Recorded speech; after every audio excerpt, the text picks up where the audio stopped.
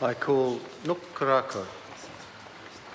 Kia ora, e te maungai o te whare, e mihi atu ki a koe.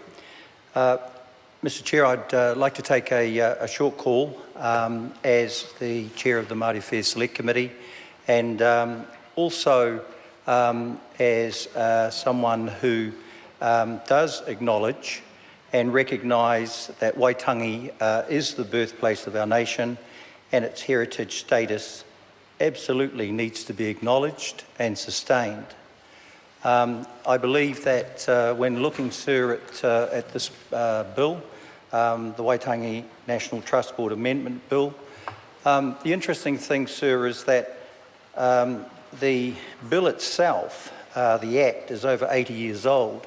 And so one of the important things here was that we needed to now bring it really very much into the 21st century because it is not now entirely fit for purpose. And that was one of the major roles, sir, of the Māori Affairs Select Committee. I want to acknowledge our Minister, Minister Barry, and particularly with a lot of the input that she had with her and her officials during the stages of the Select Committee. Also the submitters as well. And it was the submitters, sir, that brought a lot of the important sort of changes, that were sort of necessary, but also understanding is that on the Māori Affairs Select Committee, there's always going to be a conflict of interest somewhere. And, sir, a number of meetings, and it was good that our kaumatua, Peter Peroni, actually did... well, the esteemed, or the... just out of respect, the member, the New Zealand First member on the Māori Affairs Select Committee, but really just to say that he, sir, declared his interest, his conflict, in the fact that, or perceived conflict, in the fact that he, sir, is the current chair of the Waitangi National Trust Board. So we were dealing with that, sir, and then we're also dealing, sir, with, and this is the nature of Māori.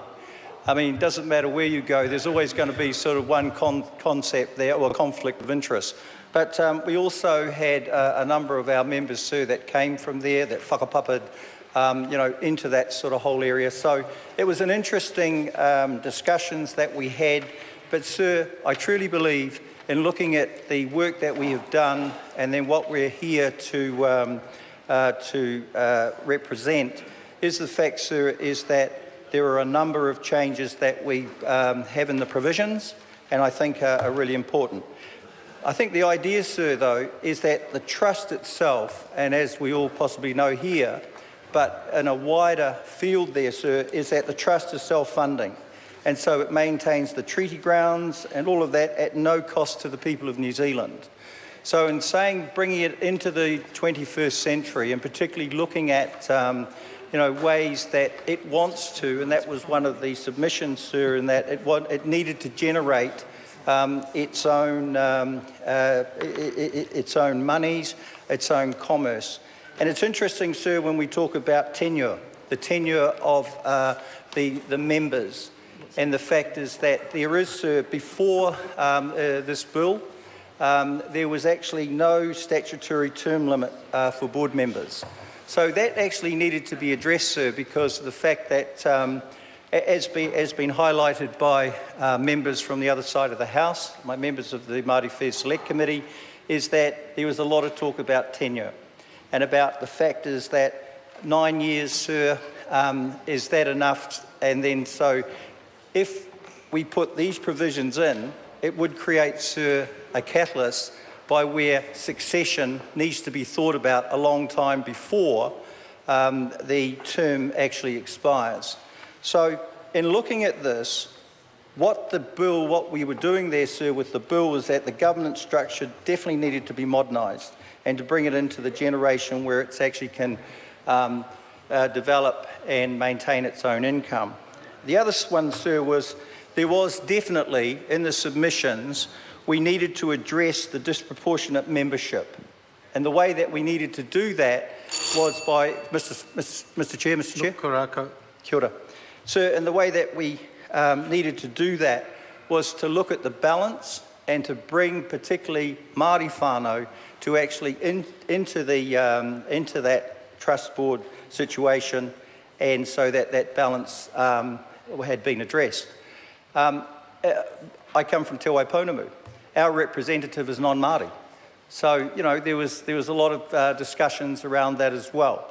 And when we look at the fact is that the makeup of the board, I believe the provisions here have actually been addressed now. Even though we've made the board, more numbers on it, but at least we have addressed a major concern that the submitters, submitted about. The other part, sir, was the address of the ex officio membership. And we actually really did look at that, because that was one of the bases of why a number of years ago this bill was first introduced to the House.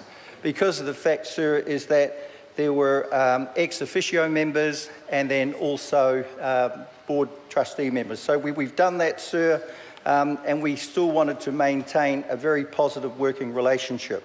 So on that note, sir, I believe that what we have brought here after the select committee process is that we have addressed all of the major issues, and that we believe, sir, that we really hope that this will be able to continue on its journey through the House. Kia ora. Kia ora. I call Adrian